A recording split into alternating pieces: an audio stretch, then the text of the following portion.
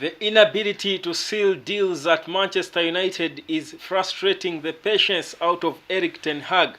This as Manchester United continue slowly at their tortoise pace to make pursuit for some of their big signings. But the big one going on is that Onana is the next. Welcome to the hotspot. My name is Webb, and here again for another live where we missed one yesterday. I chose to give myself a day off yesterday. There isn't so much hot news, but clearly I still gave you something for you to enjoy. But trust me, I'm back, re-energized and better for us to talk about Manchester United and all the transfer talk that is going on around all the clubs. And today, as we talk Man U, we'll be talking about what other clubs are doing, because Arsenal are making advances after advances, one player after the other. Arsenal are down to business, and this is probably what is frustrating the patience out of Erik Ten Hag, the Manchester United manager. Subscribe to the hotspot as we do continue to talk about these transfers that are just young now. Just a few minutes ago, the Mr. Kingpin when it comes to this season, the transfer window, Fabrizio Romano was doing his thing, giving an update on the status of Manchester United and that young man, Mason Mount, and of course he gave some clarity. If you can watch for details on that clarity in my previous video, of course where I was giving to you a breakdown of what Fabrizio broke just about 30 minutes ago in terms of an update concerning Mason Mount. United seems to be so clear. They want to sign the player. They have not withdrawn entirely their bid. They are just withdrawing the pace, reducing the pace at which they are going at the player, because Chelsea were taking them so fast and probably they were almost going to make them make mistakes. But for now, as it is, Ten Hag is frustrated by the fact that the David De Gea situation is not sorted. Ten Hag feels like he's being delayed, he's being frustrated, and certainly he cannot wait to see the impasse concerning David De Gea and his start the club sorted. But also the fact that many of the players that Manchester United has prioritized are not coming through. Erik Ten Hag is getting increasingly frustrated, and at the very worst, what could happen at the very worst is this man probably calling it quits. That's why it's important that we go on and discuss this situation inside Manchester United, because close sources in the club do suggest that Ten Hag is increasingly frustrated by the whole situation at the club. Wouldn't you be if you are him? Probably would, but that's what's happening. But let's get some quick news concerning Onana. The bid for Onana is being prepared. United are prepared to go to Inter Milan with an initial bid that is believed to be just under £40 million. That's the initial bid United are preparing to go with. Remember, we're talking a goalkeeper who is world class. He was the best shot stopper in the UEFA Champions League as his team lost in the final. So certainly Onana is a top goalkeeper, but what is delaying this bit? What has been delaying this bit? And for Erik Ten Hag to come out and sanction it, it's because he's seeing no progress when it comes to the David De Gea situation. They want to give David De Gea £200,000 and new terms which will allow him be okay with not being the first priority, but he doesn't seem to be to want to do that. But also the club isn't giving it a lot of attention and priority, yet his contract is fast running out. You don't want to reach a point when a player is a free agent and you're still going there and about, yet you have so many other players to chase. So Ten Hag that's one of the things frustrating him, the David De Gea situation and whatever is happening with the lack of decision and the lack of progress when it comes to trying to keep him around, because as it is, the player wants to stay, but the club is the one slowing him. But the question I'm asking you today, guys, earlier on, Fabrizio Romano did confirm that Manchester United's bid for Mason Mount is still there for Chelsea to ponder and think about. They make up their mind, they can come for it, and United will be willing to pay, because Ten Hag is clear. He wants to sign the player, but for the right price. Now, do you think Manchester United should keep insisting on Mason Mount, or should they shift attention now to Moses Caicedo, a goalkeeper, and most importantly a striker? Give me your opinion about that. Now today in the videos I've dropped, I've been giving you my 2 cents about how I think perhaps United should be handling this window for it to look successful, because quite a lot is going on, to be honest. But when you think about the speed at which we are about 11 days into the window. If you think about the speed at which other clubs are doing things, you think United has got to make decisions and go and get moving. Otherwise, we are going to reach a point where Manchester United is only left with the leftovers, if I would call it that, leftover footballers. That the top priorities, the top footballers, the world-class footballers, are going to be taken. And United is somehow wasting time. And I like the fact that Ten Hag is saying they're not going to dwell so much on that. They have wasted quite some time on Mason Mount, who for me has never been a worthy player. Now we're still waiting again for Chelsea to take their time and make a decision. Certainly, it looks like Chelsea doesn't want to sell to Man United. In fact, they are holding out to see whether a new Saudi club might come in and want to sign a Mason Mount, probably because they know they can't lose him for free. But for United to be there and dwell so much on Mount, they are not making any significant progress. Now we know the only progress being made now is to prepare a bid for Onana. It for me worries you, seeing how advanced Arsenal are when it comes to Kai Havertz, who is most likely going to be unveiled next week. You see how Arsenal are moving so fast on Declan Rice, and Man City are also making moves. They are selling and buying players. United have not even sold a single player. Or perhaps the only, I think, confirmation we know is that Fred was put up for sale. But we have not even seen a serious bid come through. So you feel like United has wasted a lot of time in a crucial window. Yet United, perhaps not more than any other clubs, needs to make signings. Now, the whole situation is what is frustrating Erik Ten Hag, and he's finding himself in a situation where he's I think trapped in a rock and a hard place, and again that's a difficult position for you to be in as a manager. Luyando Mukonka saying, good evening Web, I have a suggestion. Why can't we get Rabiot for free and spend 120 million on Osimhen, and then we end on Onana than going for useless finished Mount? Thank you. We're going to talk about that, and I hope you watched my earlier video, because you're almost thinking the way I am. Here's the thing, Leonda. Like I was saying, the situation with Rabiot is becoming tight. It seems Rabiot was convinced by Juventus to extend his stay. His contract should be running out at the end of this month, but Juventus want to keep him. They offered him a contract which he had delayed to respond to, but it seems now, according to reports we got from last week, in fact even Fabrizio Romano confirmed this, that as it looked, Juventus took the lead in terms of keeping Rabiot. Again, these are the things I'm telling you that are frustrating, and that is why we are doing this live today. That's the whole gist of this conversation. The things frustrating Erik Ten Hag and why he's furious now. Because sources within the club say the gaffer is furious at the lack of progress when it comes to the window. United have got themselves to blame. Of course, you cannot blame Chelsea for wanting to hold out for the best deal for themselves. I mean, it's United who are slowing themselves, and of course the takeover situation, but also they are sure there is money to spend, but the way they have made priorities and the way they are moving in spending this money is causing issues. So when it comes to Rabiot, he's also, I think, has been threatened by the whole situation at United, the uncertainty surrounding the whole situation. That is why, whereas he had agreed personal terms with Manchester United before, expressed a cool desire to join the team and not extend his stay in Italy, he's a proper player who will come in there in that central midfield and sort a couple of situations. As it looks now, United seem to be dropping again in that chase for him. And as it is, Juventus have interested the player. They have convinced him to extend his stay. They spoke to his representatives, that's the mom, and it seems Rabiot might be staying at Juventus, extending his contract. I think if it's a percentage, I think Juventus is leading at about 70%. But it all goes back to the situation at United and the lack of trust in the people who are handling this season. Because like I told you, the transfer window gives a proper picture. It's the one season that gives you a decent picture of how a club is run. Now, the way United has consistently handled the transfer window for the past couple of years has shown most of the elite players that probably this is not a well-run club. We can see it as fans. We are not even part of the club, but we can clearly see it, that it is not a well-run club. So even clubs that were way behind Man United before have caught up, and now they can go and have a conversation for the same players, and actually they have a lead.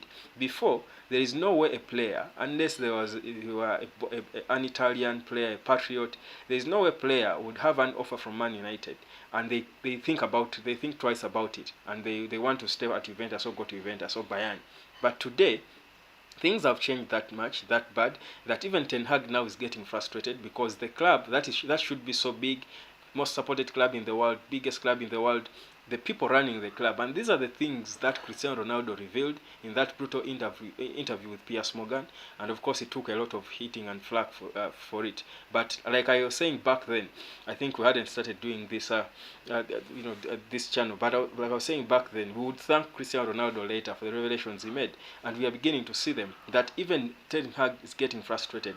And like I was saying, what the worst that can happen is Ten Hag, calling it quits. He's trying to show some character, but the lack of support from the system is frustrating him. So I was thinking about this window, and I'm thinking, yes, it's okay, we can go ahead and bid for Onana. But for me, even the fact that our bid for Mason Mount is still on the table, for me is frustrating. My thinking was, you're running a difficult window. You're Manchester United. You've got to make a statement. Show some character that you're a big club. You're the biggest club in the world. What on earth are you doing dwelling so much on mediocre players, not bidding for a single world-class player? Bayern Munich, Arsenal, Real Madrid, Man City are now left to enjoy the conversation when it comes to world-class players, and somehow Manchester United are hiding their head in the sand and chickening out of those big conversations, and maybe with an excuse of a lack of a budget. I feel for me that's a lame excuse, because we know players, elite players, world-class players want to play for the best teams in the world. United must behave like they are one of, if not the best team in the world. They should be bold enough to go into those conversations concerning the best players in the world. Now, the best players in the world right now, the hottest players are Kylian Mbappe, Harry Kane, players like Declan Rice, of course, he's one best in England.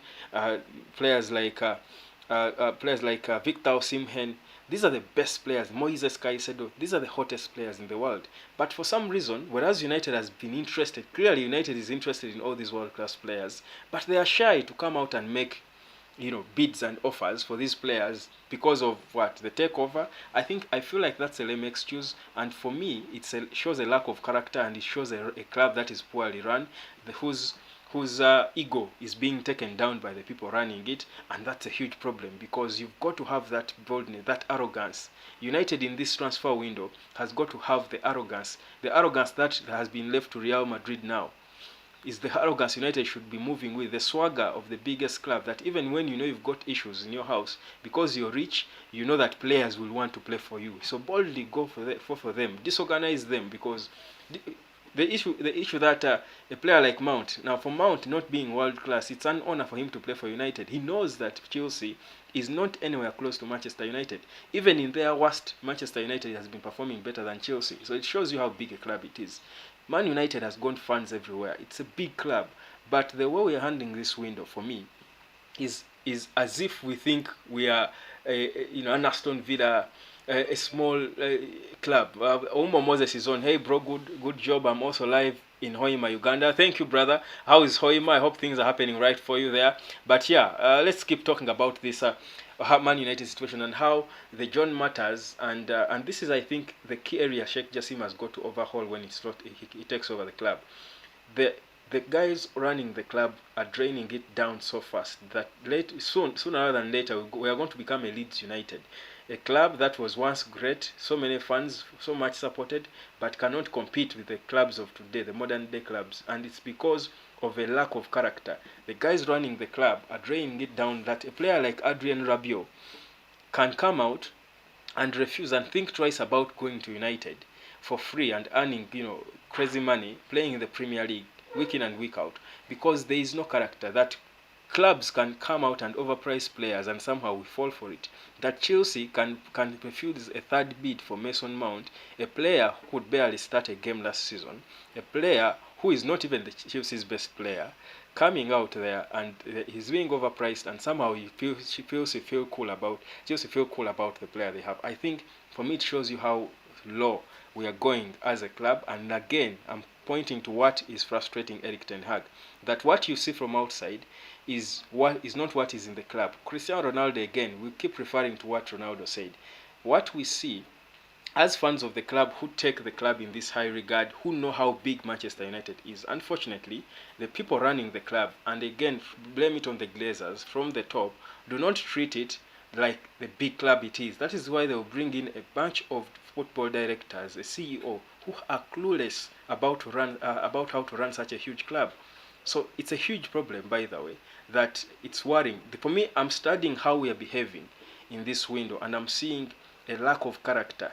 Why on earth is Man United going back and forth about an Atalanta unproven striker? Whereas, yes, when you talk about young players for the future, he's good.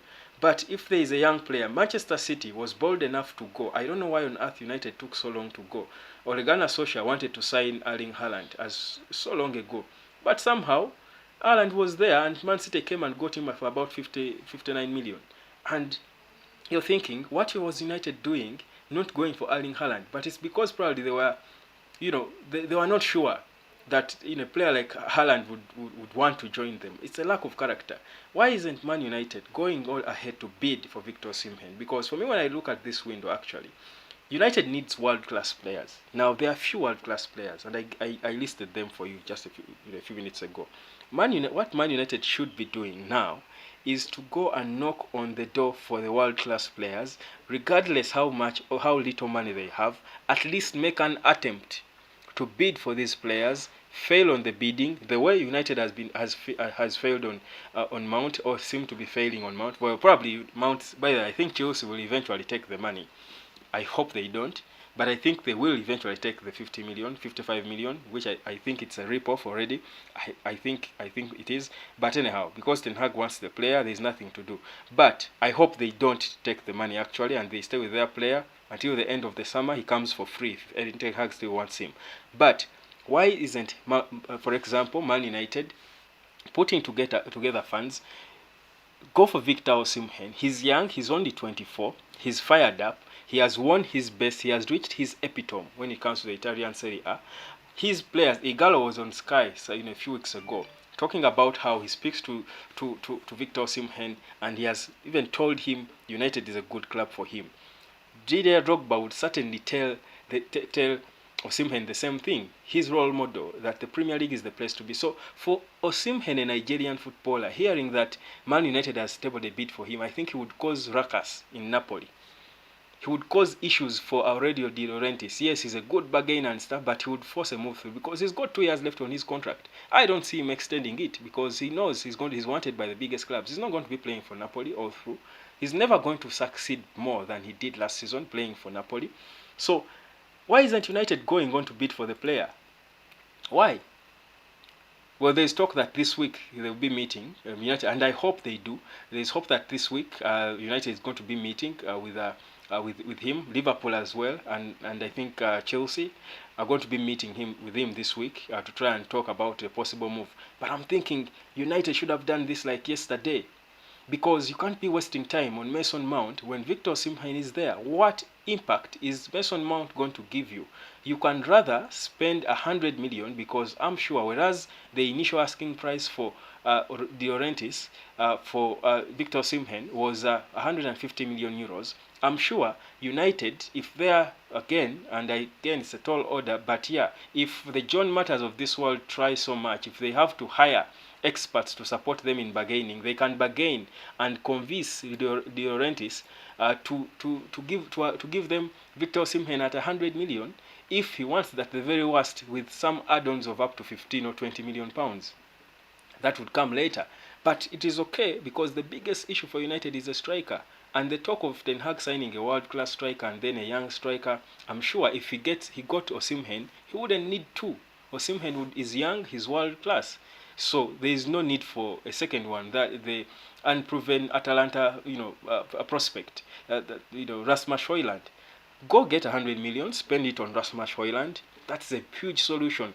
That forward line would be so powerful that it would bully any defense. Go sort your midfield issues. Go. You've been linked to Moises Caicedo. Go pay 80 million for Moises Caicedo. He's young. He's worth it. He wants Manchester United. You're Manchester United. There is no way Caicedo will be going for a Chelsea, which is not going to be playing in Europe next week. When you're United, you're there. You're back in the Champions League. You have Erik Ten Hag, a top manager.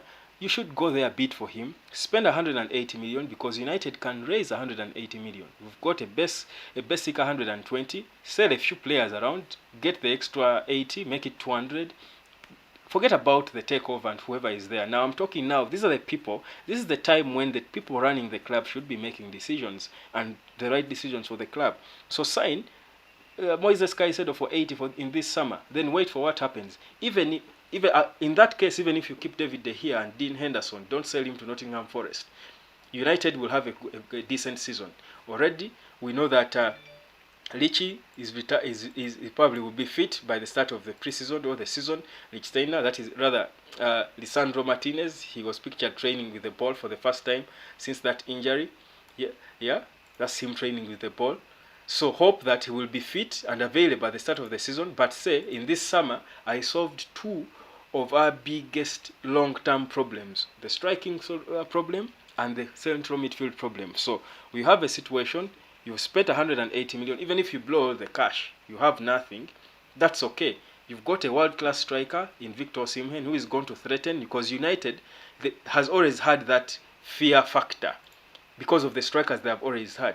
They always have. You have bought the fear factor. You go onto the pitch. You're playing Manchester City. You have Victor Osimhen on your side leading the line. City has got Erling Haaland. You're matching. In the midfield, you've got Casemiro and Moises Caicedo. City has got Rodri and whoever, because they have got so many players, and whoever you put in the midfield, you're matching. You've got Bruno Fernandes, can try to match Kevin De Bruyne. Now you're improving a squad with world-class players, because you don't beat world-class with prospects. You don't. It doesn't work like that. So for me, I'm thinking, the lack of character and the lack of a proper strategy is what is frustrating Ten Hag. I don't know whether it's exactly him to blame entirely, but I think I would for the most part blame, because this is now the job of the football director. That's why he's there in the structure. But he's not helping the manager. He's not. No, Nana saying they want 100 million for Victor Osimhen. Like, seriously, we shouldn't pay all that for a number 9. No. That is an asking price. And you see, think about it. De Laurentiis knows even PSG will not pay 180 million for Victor Osimhen. They won't. No club will pay that money, not even Real Madrid. No club will pay that money for Osimhen. That's the asking price, which is okay. Go there and have negotiations and talk. The way they have gone back and forth with Mason Mount, who is not worth it, go back and forth for a world-class number 9 in Victor Osimhen. I'm sure the most that United should accept to pay for Victor Osimhen should be like 120 million pounds, and that is now. Even that is on the higher side, but knowing the window and how difficult it is to negotiate with the film producer who owns Napoli, Aurelio De Laurentiis, it is okay. 120 million is okay. Now, that's perhaps all the money United has now before selling a player. But you can negotiate and say the payment plan is going to be this. We pay you a ground payment of 90 on 100, then we will give the 20 in add-ons. They will take it if you're a good negotiator, because the risk is, if there is no guarantee that Osimhen is going to be scoring 31 goals in all competitions for Napoli next season, there is no guarantee. You would rather cash him in now, because they bought him for, I think, about 30-something million.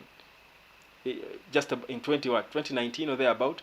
They bought him for a few million pounds. Now, that's a huge profit for a player who is a surprise. No one expected that Osimhen would be performing the way he has at Napoli. No. He won them the Serie A. They know they won't win it for probably another 40 years. They hadn't. They last won it in 1990 with Maradona. Imagine how long it took them. They know they won't win it again. Their best option for Napoli now is to sell Victor Osimhen. 100 million, would that be good for a player left with 2 years on his contract? Yes, it would be huge profit. And the finances these days are difficult for all clubs in the world. So it would be good money for them. Go there, you will get Osimhen if you bargain right. Go get Moises Caicedo. Instead of wasting 55 million or 60 on Mason Mount, top up 20. Go for Moises Caicedo at 80. That's 180. Those are two key players, because those are the two solid core departments United needs to solve. If you have some extra money, you can buy another player, either a centre back or a goalkeeper if you have to. But at the very worst, keep David De Gea. He's not the worst of goalkeepers. He was the best goalkeeper in the Premier League last season. Yes, is he your preferred best goalkeeper? No. But given the circumstances now, which departments, where are your priorities? Now, for me, that is where I pick a bone with the whole project going on at United, and that is why the manager is frustrated. I feel like our priorities are completely wrong, like they have always been in the past. So many, summer transfer windows.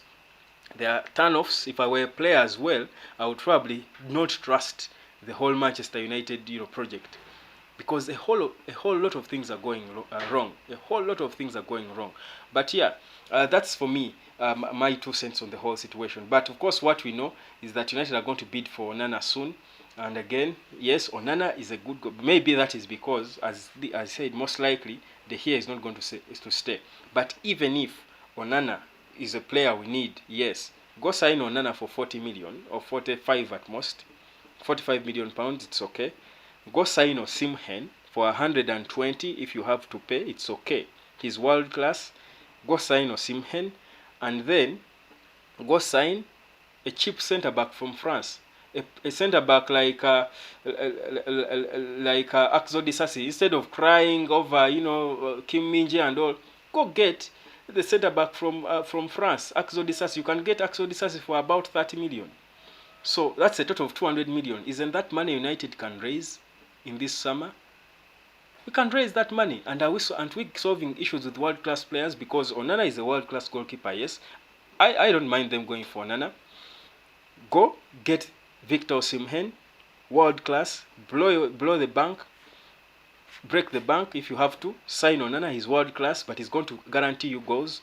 Go get a central defender if you have to, or a central midfielder.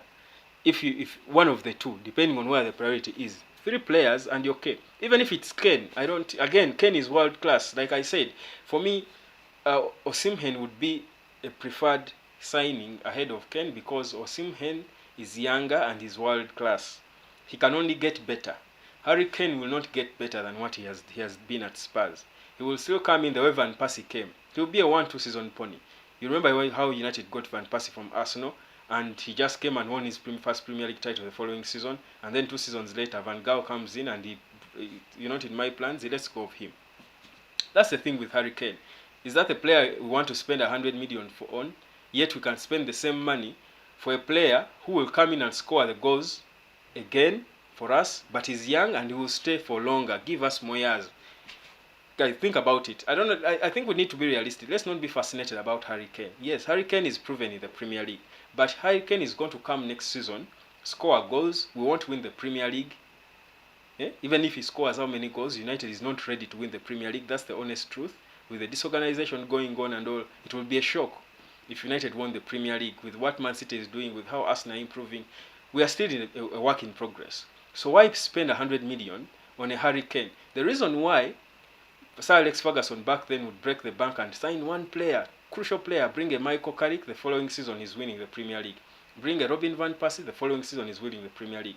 Is because we are always close. We are only needing that one key player. You will just give a proper dissection of his squad and know this is the one key department we need to solve for us to win the title. Because we are always close to winning the title. It was always United, Arsenal, maybe later on Chelsea. United, Arsenal, Chelsea. For now, Manchester United has for decades been off the pace since Sir Alex Ferguson left. Last season was our closest, our best, perhaps I think most convincing season. We are still a work in progress. We don't need to sign a £100 million 30-year-old striker. Yet for the same money, we can get a 24-year-old hot world-class striker who can give us the same thing for a longer time. So for me, the fascination about Harry Kane does not make sense. If we wanted to win the Premier League next season and that was the realistic target, Harry Kane would be okay. Come in for one season, score us goals, we can beat Man City for the title. We are not there yet. Guys, let's be honest. We are not at the level. We are not. If Man City is at 100, we are at 60. Yes, we are at 60. It takes a process. You cannot skip the process. Trying to sign Harry Kane for 100 million is us skipping the process, being overambitious and wasting money. Again, those are priorities. So Harry Kane should not be a player we spend crazy money on, because we know Daniel Levy is going to overprice him. Let us spend the same amount of money on Victor Osimhen, who is world class and younger. Go add on because football matches are won in the midfield, and the Premier League is that intense. If you don't win the midfield, you can't win games. That's why Man City is beating everyone, because they are strong in the midfield. Build a strong midfield. Pay 80 million for Moises Caicedo. Pair him up with Casemiro and Bruno Fernandes. That's a solid midfield that can match any team in Europe and anywhere in the world. Then later in January, you can then go get other players. Go get a goalkeeper. Go back to Chelsea if you badly want your Mason Mount. And perhaps by that time new owners are in. There is money. But use this summer transfer window to get your core players, which at whatever cost. You get the point, guys. That's my 2 cents. But I feel like our priorities are wrong. They are so wrong. No, Onana saying they want 100. Okay, no. I think I'm done with that. Morris, will United bid for Caicedo? Well, I hope they do. But again, like I've been saying here, United seem to be cowards. They have that inferiority complex. We've lost the arrogance of the big club that we are. That we are trapped in conversations for mediocre players like Mason Mount. And we are afraid of going and playing the big game, the big boy game. We have left the big boy game. It's like we have surrendered our position as the biggest club in the world to not participate in conversation. When Bayern comes up and talks about a player, United is chickening out.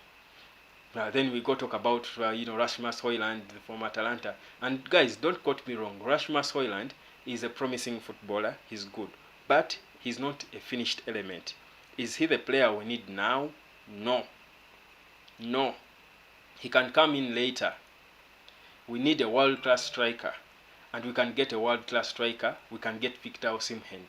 Get Victor Osimhen before another club comes for him. He's an African footballer. There is no single brilliant African footballer who will turn down the opportunity of playing for Manchester United. It can't happen. In fact, Manchester United, in case you didn't know, is the most supported club in Nigeria, if not in Africa. For any young footballer, a 24-year-old in this day and age, to play for Manchester United would be such an honor. You saw how Igalo, the few months he was there on loan, he was like, they were the proudest months of his life. Yet he was just on loan. That's how big United, and these are the role models that Osimhen has. So my thinking is, why on earth are we letting this young footballer be there? We are fearing to go and bid for him, and we are talking about Højlund. What is Højlund going to do? Is Højlund going to stand on one side playing Man City? You have Haaland on the other side. Is he going to intimidate any John Stones in any way? He can't. But maybe in the future he would be a good player. But he's not a finished article. Manchester United is a big club. Big clubs bid for the biggest players. We should be there in the conversation for Osimhen. Make offers. Talk to the player. Disorganize him. Interest him. Let him cause problems for his club. I want to leave. Put in a request. Disorganize him. But we have reduced ourselves to Mason Mount and making crazy bids for Mason Mount. Is that who we are? Are we Newcastle? Are we Millwall? Senoga Ramazan, what about the update on Sheikh Jassim buying United? Well, there's not so much, I think, guys, to update about the takeover. I think it is what it is. What about Ken? Like I said, for me, Ken is 30. He's not a solution. He's a one-season solution, but to nothing, because our target next season won't be to win the Premier League. No. Winning it would be a surprise. But perhaps if we bought Osimhen, we can still win it probably. But again, we are not ready to win it. Look at these organizations around. You need to be prepared. Football is a mental game. Even mentally, the players are not there yet. Good evening, bro. What about Atalanta? This is Senoga Ramazan. Senoga, that's the Rasmus Højlund, I'm sure is the one you're asking about. Yes, the plan is there again. But for me, I'm digging holes into this plan. The plan is there to bid for Rasmus Højlund after bidding for Osimhen soon. But I don't think we should be bidding for Rasmus Højlund before we try at least and fail with Victor Osimhen. It is good. There are reports from France that came in earlier today that United are expected to meet Victor Osimhen's representatives next week. Those reports are there, and I want to believe they are good reports, and I hope it goes on to happen, and I hope at least we go back and forth. The way we tabled 3 bids for Mason Mount, I wouldn't care United spending the significant half of this window bidding for Victor Osimhen. Bid 1, bid 2, bid 3, bid 4, bid 5, bid 6, bid 7, bid 8, bid 10, I wouldn't care. But us wasting 3 bids, 11, 10 solid days bidding for Mason Mount, lack of priorities, small club mentality. That's not who we are. So that's what's happening. So as it looks, when it comes to Moises Caicedo, it seems Moises Caicedo seemed to have chosen Chelsea, of course, because he had to choose between Chelsea and Arsenal back then. Because United, again, we chickened out of the conversation. We are there. Declan Rice is again also almost nearly will be done. Will either join Arsenal most likely, or Manchester City if it's a late surprise. But we are not there in those conversations. We'll just go and whisper from behind that we also want this player, but we are not coming. You know when you're unsure, like in class, when a teacher says put up you by show of hands, those of you who know the answer, and the bold ones will just put up their hands, even if they actually don't know the answer. They proper confidently put up their hands, and then you're supposed to be the big boy in class, but you're there like hand is 50-50. You're not deciding. It's a lack of character.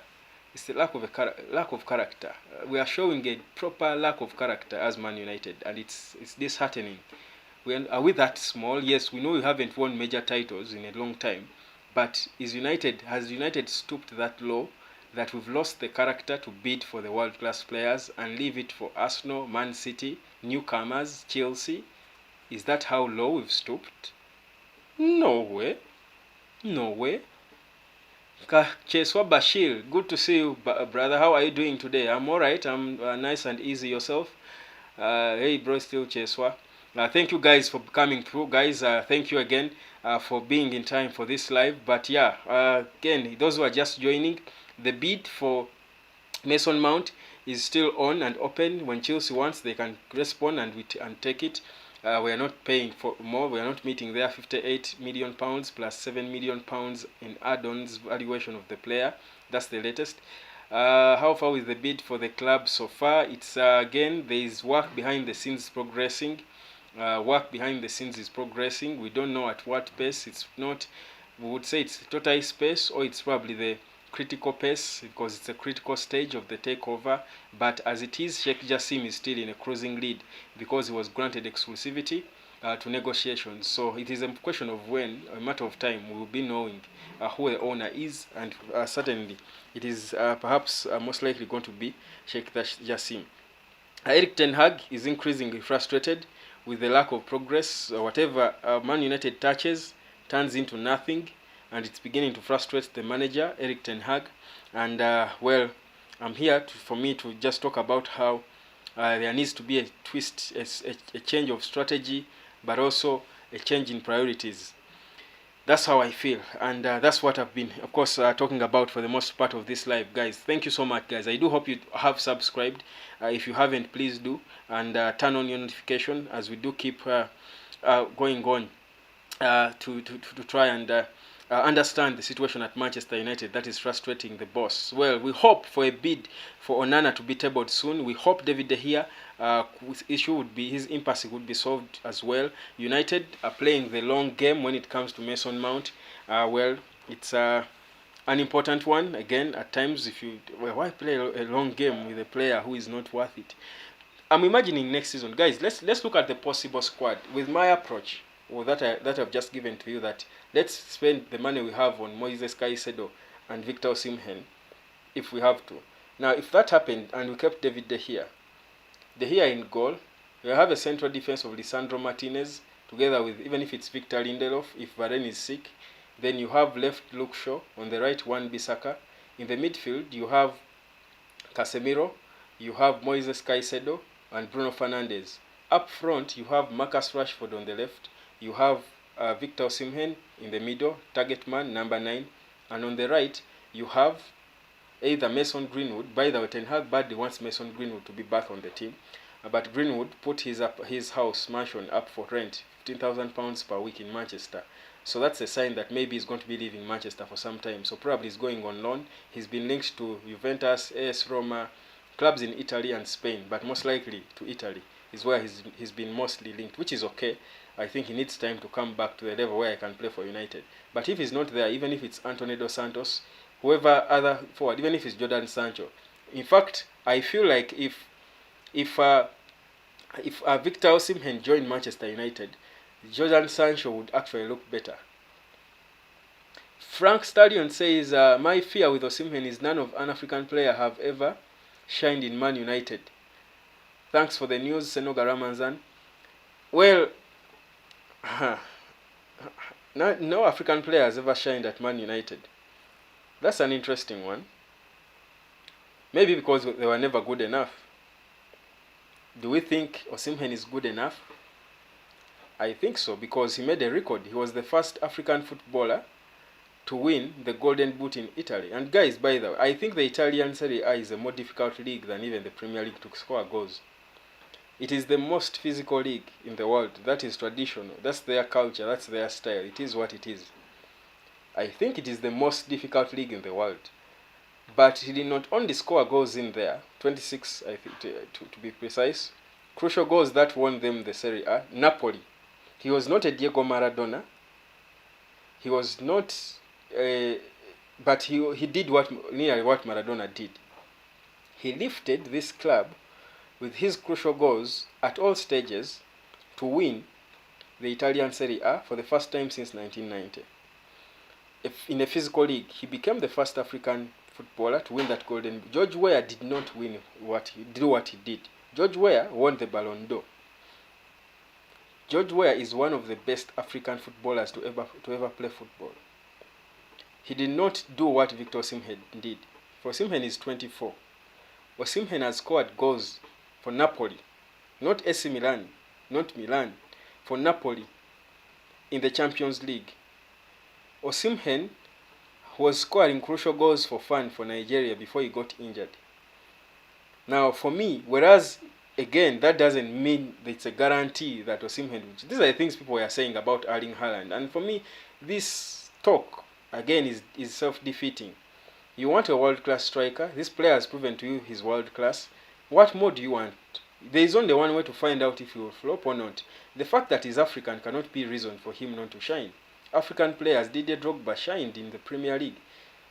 I think that African players shining at Man United, and I want my mind to, and I don't think so many African footballers have been given opportunities at Man United. You can correct me if I'm wrong. I don't think there have been so many. I think Jemba, maybe Eric Jemba, who I think was a mistaken signing from Sir Alex Ferguson. I wonder what the justification was. Which other African players have been given chances? I think United were almost signing John Obi Mikel, but somehow things changed and he went to Chelsea. But he was supposed to go to United. Do you think he would have flopped? I don't think so. But I don't recall so many African players who have had chances at Manchester United. But for me, it's not even about being African or not. It's about how good you are. This was the talk we are saying, that Erling Haaland has scored so many goals in Germany because it's a farmers league. In the Bundesliga, the Premier League is a whole different ball game. And no. I don't know. Whenever I remember Manucho and Jemba, I panic. That's the thing. Manucho and Jemba, I think they are the two. I had forgotten almost about Manucho. I mean, those were excited signings. I mean, there was no proper justification for Manucho to be playing at Man United. He just had, he had the talent, certainly, but what had he done? Had Manucho done half of what Victor Osimhen did at Napoli? No. So those were wrong signings, even in his own admission. Of course, Sir Alex Ferguson tried to be nice to Jemba when he left and all. Manucho was never prepared to play for such a club. His mentality, it wasn't even about his skill. It was his mentality. But you think of the people around Victor Osimhen in Nigeria, where he comes from, with the Igalos of this world, the Drogbas, he talks to these players. He's such a humble footballer. I think, for me, and what he has done in the Italian Serie A, not playing for Juventus or Inter Milan or whichever, but for Napoli, I think there is no reason for us to have any disquiets about his abilities. He's 24. He's young. His best is ahead of him, and not in Napoli. So for me, who is this? Frank Stallion? My fear with Osimhen is none of the African. I feel for me that's a wrong mentality, because again, so many players from South America and have also struggled in Man United. Does it mean we cannot sign players from the Americas? Casemiro is becoming a success, but the same team failed to Di Maria, Sanchez. So for me, I think those stereotypes at times do not work so well. If a player is good, judge him for what he has done. go around him, his fitness and what, prepare him, talk to him, see his mentality and all, then sign him for that, not because of, you know, the failures of the past African players who played there and all. For me, I think that's the wrong approach. But that's for me what I think. So for me, again, Frank Stallion, I totally disagree with you. I don't think we should not sign a world-class striker when there are not so many options. If it was a case of choosing between either the one or the other, if it was either Erling Haaland or Victor Osimhen, I would then say, okay, maybe let's go for Haaland or whatever. But no. We can't sign. We should be signing Victor Osimhen. He's world-class. He has proved it. There is nothing more he needs to do to prove that he can fit in any team, even Madrid and PSG and whichever team, the biggest clubs in the world. So for me, let's go for him. Frank Stallion, of course, still pessimistic. Paranoia. Whenever I remember Manucho and Jemba, I get to panic. Well, yeah, but also remember those who succeeded. Remember Didier Drogba at Chelsea and what he did. I think he still remains. I think Chelsea are torn between him and Frank Lampard, who their greatest player is. But I think we both know obviously it should be Drogba because he was the one scoring the goals. So for me that's it. Well, there's some news coming through, of course, and Fabrizio Romano is reporting that he understands that Allegri has rejected an important verbal proposal from Al Hilal of a 20 million euro salary per year until June 2025. So these Arab guys are still serious, trying to come for players. That's a simple report coming through. Of course, there's a picture here of Kai Havertz also posing. Well, other teams are making business. They are busy. For us, United, we are still stuck on Mason Mount and going back and forth to blow our money for him, for whichever reason, without any justification. But anyhow, let me know what you think, guys. Do you think we should keep the offer on the table for Chelsea to make up their minds whenever they can? Should we take my approach, get our money, 180 million, and sign Victor Osimhen and Moises Caicedo for this summer, then improve other departments later, maybe in January and the other windows? What do you think? What do you think should be happening at Man United? You can give me your opinion, but also you can also ask questions if you want to. But again, yeah, I do remind you guys importantly to subscribe as we build to our road to 2K. The goal is for us to hit 2K subscribers so that we keep growing. And of course, again, baby steps, we will get there slowly by slowly. But also, guys, like our videos, comment, drop questions, interact. This is sport, it's football. It's better if we keep interacting as we talk about all these topics as they do come. But that's the situation and what's happening. So for me, my ideal squad as it is now for Man United in next season: a goalkeeper, either Onana or even if it's De Gea, I don't care, or Jordan Pickford or whoever, I don't care who it is, we won't get it wrong. A goalkeeper, De Gea, Onana, whoever. Backline, Bissaka on the right, on the left, Luke Shaw, in the middle, Lisandro Martinez and whoever else is fit, of Varane or Victor Lindelof. In the midfield, Casemiro, Moises Caicedo and Bruno Fernandes. Up front, Victor Osimhen, Marcus Rashford and Jadon Sancho on the right. The bench, Anthony Dos Santos. I actually think, and I was saying, if we signed Victor Osimhen, I think he would improve Jadon Sancho. That's the interesting thing. I think because Sancho has not failed to play football, he's still a talented, gifted footballer. I think he still has time to improve. If he's given the right people a trio, a good front three can be built by United. Have a good target man, a world-class target man, because the level of your target man improves the people serving them the ball. In fact, if you have a good target man, Bruno Fernandes will play his best football. Christian Eriksen will play his best football. Marcus Rashford will play his best football. Even Anthony Dos Santos will play his best football if the target man is right. The issue, what disorganizes some of these good players and why certain good players fail when they join a club that lacks the wrong people, the wrong players around them, is, for example, Anthony Dos Santos joins Man United, but United lacks a proper striker. So he's confused. Even his decision making is he's confused. He's getting the ball, he thinks, can I curl in and go for goal because we don't have a decent striker to score the goals.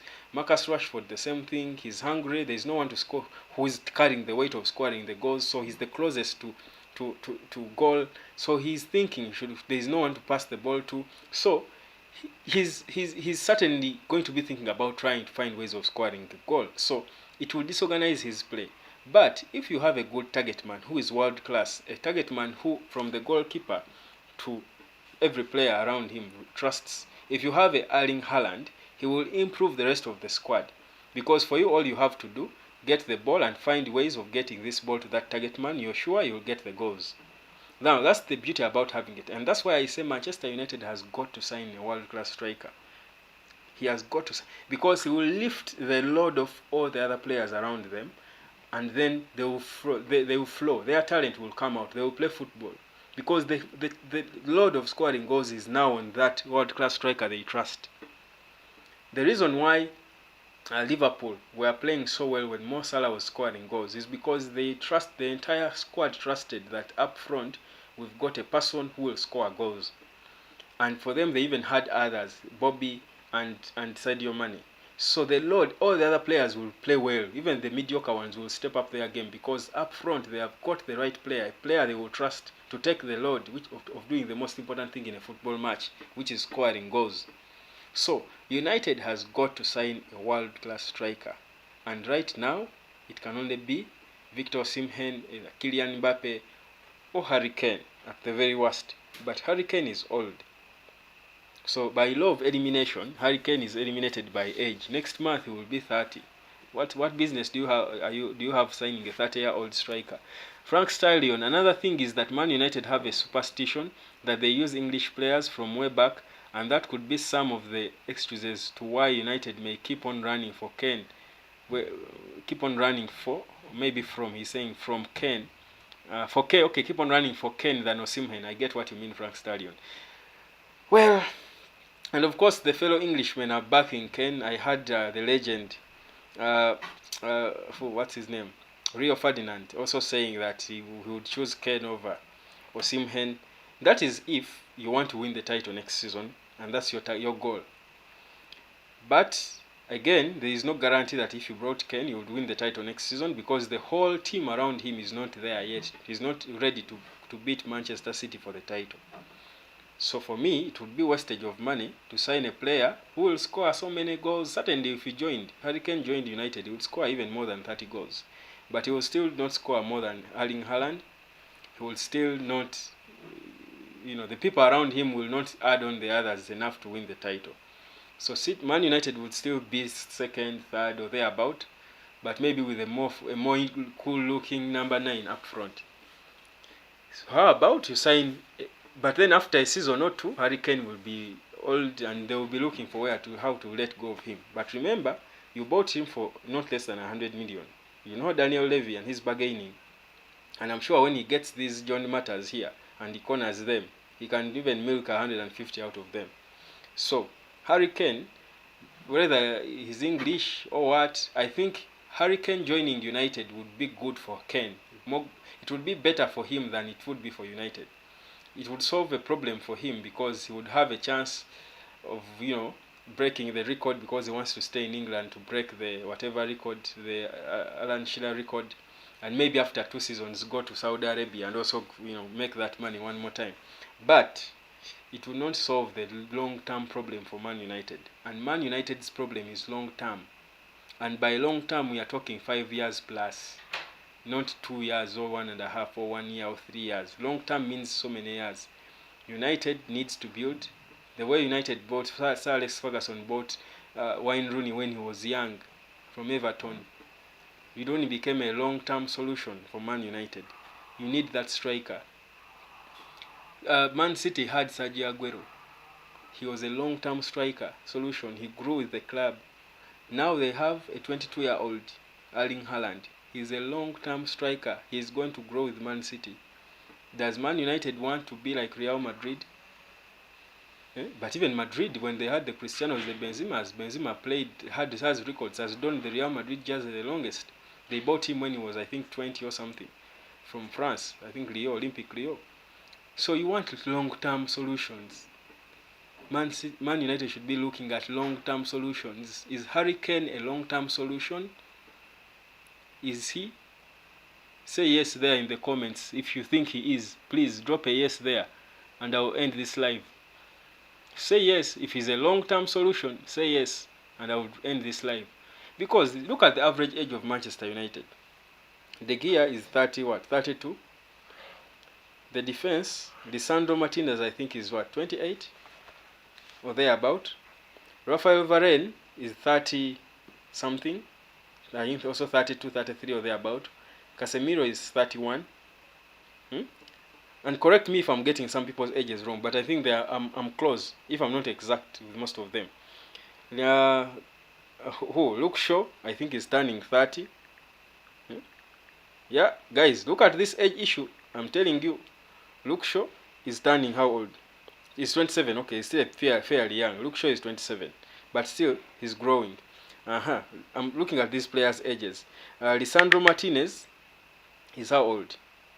He's 25. Okay, he's also still young. I'm looking at the core players. Varane. How old is Varane? He's 30. That's old for an outfield player. Varane is 30. Casemiro is 31. That one I'm sure. De Gea is 32. Go on. Bruno Fernandes, I think, should be turning 28. Bruno Fernandes should be turning 28. Yes, he's 28. He's also growing. In 2 years, he will be aging. But he's still a top player. He's good. Christian Eriksen, do I even need to spend time on him? Eriksen is just in the evening of his career. He's winding it down. I think he's just in overtime. Then we need not spend time on him. Okay, there are young players in Marcus Rashford and of course a few others who are coming in. So do you want to give those players a 30-year-old striker? Or do you want them to grow with the management? Is that how you build a team? Guys, you spend 100 million on a Harry Kane to come and play with young players, then he leaves, then you start looking for an option, or then you hope then that Rasmus Højlund will have come of age. Guys, let's put our strategies right. I think Victor Osimhen is the striker we need, and we can get him. We can get him. We can get him. We shouldn't be chickening out. We shouldn't be timid. We shouldn't be what? We are Manchester United. We can get Victor Osimhen. We should try at least. Let's try and fail, but not fail to try. Let's not hide around Harry Kane and all. Harry Kane is not going to solve anything. If anything, he will use us. But also still, he may not win. He's not guaranteed winning a title with us. But he will come and maybe break the record, obviously. Break the record. He's a few games away from breaking the Alan Shearer record. And he will be happy, believe a legend with a trophyless legend. For us, then after a season or two, he can't play run, he can't play football because his style, by the way, is so demanding. Because he's not that strike, he's not a Ruud van Nistelrooy who just stays there and waits for the tap-ins and easy finishes. He wants to be involved in play, plays like a midfielder, pick up the ball, but he's more involved in play. That's demanding. His style requires a lot of energy, so he cannot play beyond 32. He cannot be at that level beyond 32. I'll be shocked if past next season Harry Kane is up there. Frank Stallion, despite the huge salary which Mbappe earns in PSG, to my side, we would have broken the bank and we go for him and we seal that of a world class. Yeah, let me tell you, Mbappe, Man United can afford to pay any salary. Within the financial, of course, there is always a salary cap. Mbappe knows, probably besides Madrid maybe, which I don't think, again, financial fair play would allow them, but I think besides Madrid and and some teams in Saudi Arabia or thereabout, not so many teams would match the money Mbappe earns at PSG. But there are ways for a player to earn that amount of money, a lot of money, without you necessarily giving him so much of a salary. United can afford to pay Mbappe 450 or 400,000 pounds per week, but they give him a huge percentage on his image rights. Now those are the negotiations players have. Do you think Inter Miami has the money to pay Messi? But they spoke to him, and of course now for Inter Miami it's a different case. He's probably getting shares and stuff. No one is going to give Mbappe shares in United. But he can have a bigger percentage on his image rights. That's okay. Give him a, you know, but also he knows, Mbappe knows if he joined United, he would attract more personal deals. And those are the image rights we're talking about. Deals would come because he would be more seen playing every day, every weekend. He would be on TV to millions of crowds. He would playing for Man United. He would sell more shirts, and if he's getting a percentage of his shirt sales, again it would recover the money that would have been paid for him in salary. The salary can never be enough, and even the financial fair play can never allow him to earn beyond a certain figure. But the salary cannot be an issue for Man United. The only issue would be getting him from PSG. But that's not a big issue because he wants to leave and he has got a year left on his contract. So PSG will have nothing to do but to sell. But the question is, United are even fearing to go and bid for Mbappe. They are not even talking about him now because they are stuck on Rasmus Højlund. Small team mentality. How did we stoop this low? Guys, I'm done. Thank you. It's a very good Sunday. Thank you so much for being a part of it. Frank Stallion, Senoga Ramazan, Ouma Moses, Jeswa Bashir, who else? Morris, Noah Nana, Luyando Mukonka, and all the rest of the guys who've been on. Thank you so much. That is it for tonight. Catch you again tomorrow. Tomorrow will be 10 p.m. That's 22 hours. But before that, of course, I keep dropping you videos as the news keeps coming. My name is Webb. This is the Hotspot. Share the video, subscribe, turn your notification on, and let's keep enjoying Manchester United and football talk. Good night. Have a good week.